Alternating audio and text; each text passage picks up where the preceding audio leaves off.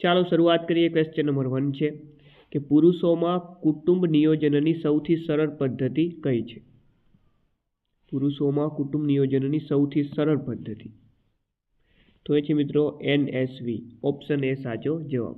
Next, દીકરી યોજના અંતર્ગત એક દીકરી પર નસબંધી કરાવનારને કેટલી સહાય આપવામાં આવે છે?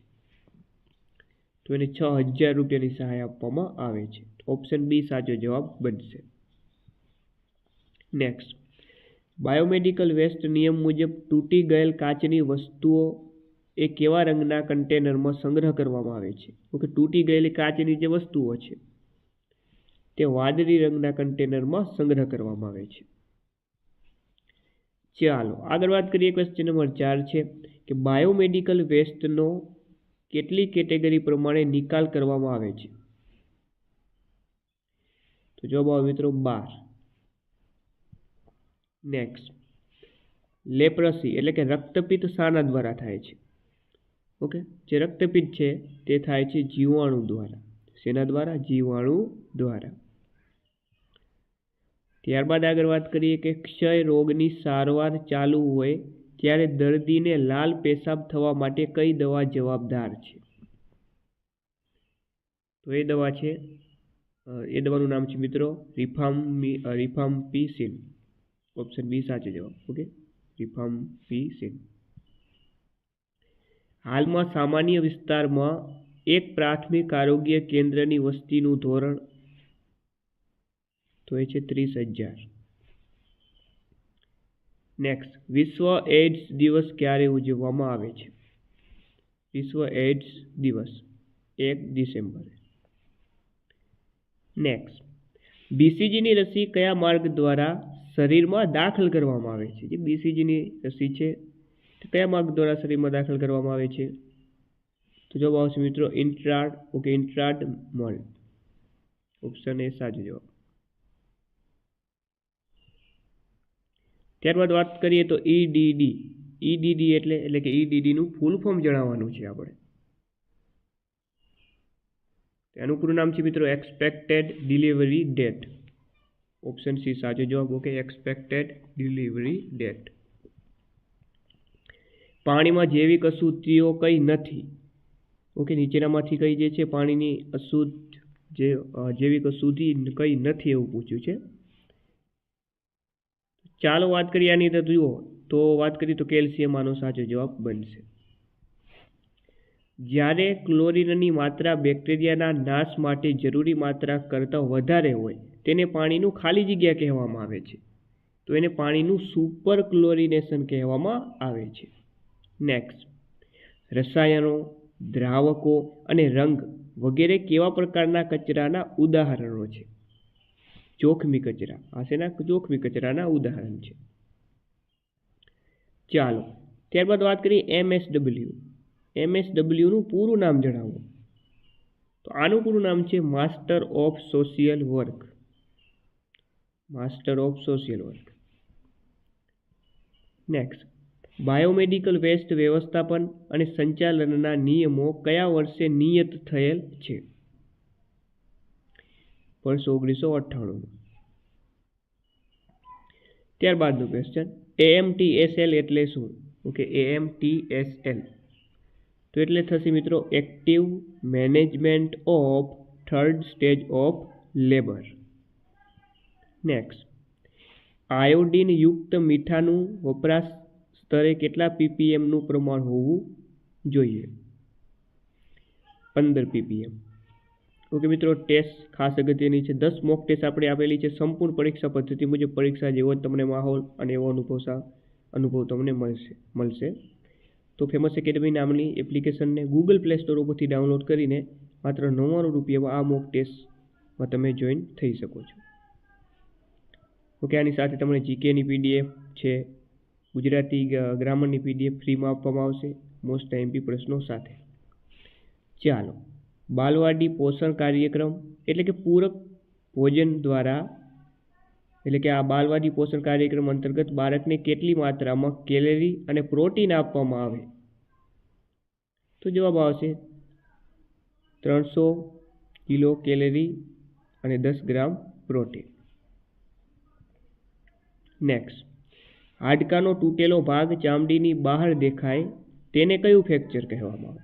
હાડકાનો જે તૂટેલો ભાગ હોય ચામડીની બહાર દેખાય તો એને મિત્રો કહેવામાં આવે છે compound fracture. Okay, compound fracture.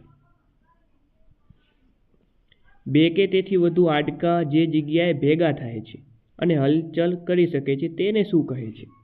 તો એને મિત્રો કહેવામાં આવે છે સાંધા. નેક્સ્ટ, યુરિન સુગર કરવા માટે કયું સુગર વપરાય છે? યુરિન સુગર તો એના માટે વપરાય છે બેનેડિક્સ.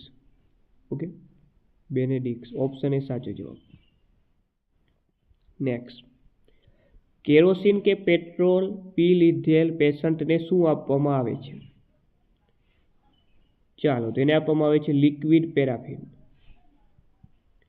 નેક્સ્ટ, ઊંચા રક્તચાપ એટલે કે હાઈ બ્લડ પ્રેશર માટે સામાન્ય રીતે કઈ દવાને ઉપયોગમાં લેવામાં આવે છે?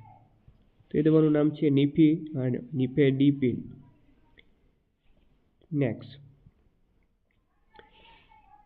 ચાલો, ભોજન પહેલા માટે યોગ્ય તબીબી સંક્ષિપ્ત ખાલી જગ્યા છે એટલે કે ટૂંકું રૂપ કયું છે? ચાલો, ક્વેશ્ચન નંબર 24 તો જવાબ આવશે આની અંદર મિત્રો AC. હવામાં CO2 નું પ્રમાણ કયા ટેસ્ટ દ્વારા માપી શકાય છે? તો એ છે મિત્રો પેટર્ન કોફરની ટેસ્ટ. નેક્સ્ટ, ચાલો, ટ્રાયજમાં ઇમરજન્સી ગ્રુપ એટલે કે શ્વાસ લેવામાં તકલીફ, હૃદય બંધ થવું, છાતીમાં દુખાવો, ગળામાં ઈજા આ વગેરે માટે કયો કલર કોડ છે? લાલ. ત્યારબાદ ક્વેશ્ચન નંબર 27 કે ભાઈ લેપ્ટોસ્પાયરોસિસ રોગ કયા જીવાણુથી થાય છે? લેપ્ટોસ્પાયરોસિસ જે નામનો રોગ છે તે મિત્રો વાત કરીએ તો તે થાય છે ઇન્ટરોગન્સ કોર્ક દ્વારા. ઓપ્શન એ સાચો જવાબ. ઓકે, ઇન્ટ્રોગન્સ કોર્ક. પ્રથમ 3 મહિના દરમિયાન બાળકનું વજન દર મહિને કેટલું વધે છે? દર મહિને વાત કરીએ તો 500 ગ્રામ જેટલું વધે. BCGનો કાયમી રહેતો સ્કાર એટલે કે નિશાનીનો ડાયામીટર કેટલો હોય છે? તો એ હોય છે 4 થી 8 mm. નેક્સ્ટ, હિપેટાઇટિસ એ મુખ્યત્વે શાના દ્વારા ફેલાય છે? તો આ દૂષિત ખોરાક દ્વારા ફેલાય છે. દૂષિત ખોરાક દ્વારા. નેક્સ્ટ, ચાલો, વજાઇનાઇટિસ થવા માટેના જવાબદાર માઇક્રો ઓર્ગેનિઝમ કયા છે? ઓકે, સરસ મજાનો પ્રશ્ન છે કે જે વજાઇનાઇટિસ જે થવા માટે જવાબદાર માઇક્રો ઓર્ગેનિઝમ કયા છે? તો એ છે મિત્રો કુંડીડા આલ્બિકન્સ. ઓકે, કુંડીડા આલ્બિકન્સ. પાણી શુદ્ધ કરવાની ઘરગથ્થુ પદ્ધતિ કઈ છે? ઓકે, પાણી શુદ્ધ કરવાની ઘરગથ્થુ પદ્ધતિ તેમાં મિત્રો બોઇલિંગ, ગાળણ, ઓકે, ક્લોરીન ટેબ્લેટ આ તમામ આવે. એટલે ફાઇનલ જવાબ આવે ઓપ્શન ડી ઉપરના બધા. ચાલો, પ્રોન પોઝિશનનો ઉપયોગ નીચેનામાંથી શાના ઓપરેશન વખતે કરવામાં આવે છે? પ્રોન પોઝિશનનો ઉપયોગ નીચેનામાંથી શાના ઓપરેશન વખતે કરવામાં આવે છે? તો જવાબ આવે મિત્રો સ્પાઇનલ કાર્ડ. નેક્સ્ટ, એક્ટિવ એટલે કે સક્રિય ઇમ્યુનિટી કઈ રીતે પ્રાપ્ત થાય છે? જે તે રોગ થવાથી. ચાલો, ત્યારબાદ વાત કરીએ તો ક્લોફાઝીમિન શાની સારવારમાં વપરાય છે? ક્લોફાઝીમિન શાની સારવારમાં વપરાય છે?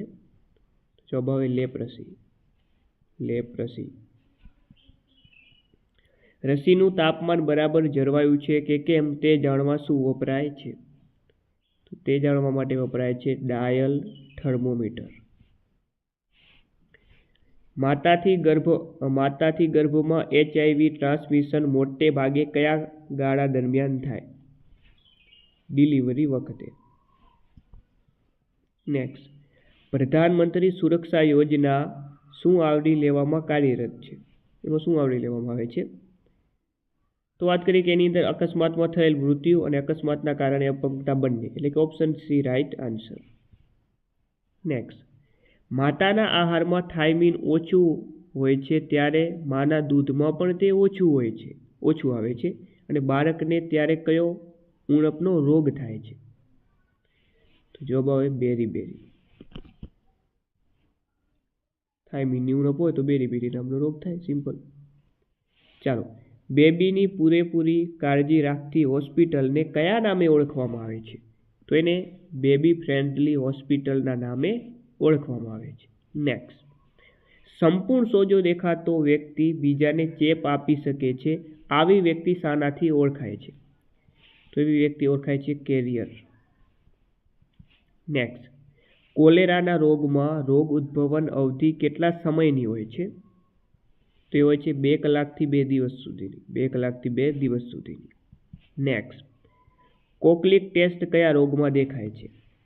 કોપલિક ટેસ્ટ કયા રોગમાં દેખાય છે? ચાલો, તો જવાબ આવશે ઓરી. ગ્રેટ બ્રિટનના મજૂર લોકોની સ્વચ્છતા સંબંધિત પરિસ્થિતિ ઉપર કોણે રિપોર્ટ જાહેર કર્યો? તો એ હતા સર એડવિન ચેડવિક. ડૂબી જવાથી થયેલ મૃત્યુનું કારણ? ડૂબી જવાથી મૃત્યુ થવાનું કારણ શું? સિમ્પલ વસ્તુ છે મિત્રો, જવાબ આવે શ્વાસ અવરોધ. ચાલો, CCHF રોગ મુખ્યત્વે કયા વાહક દ્વારા ફેલાયેલ જોવા મળે છે? ઇતરડી દ્વારા. શેના દ્વારા? ઇતરડી દ્વારા. કયો વાયરસ ડેન્ગ્યુ, ફોલો ફીવર અને વેસ્ટ નાઇલ ફીવરને મળતો આવે છે? તો એ છે ઝીકા.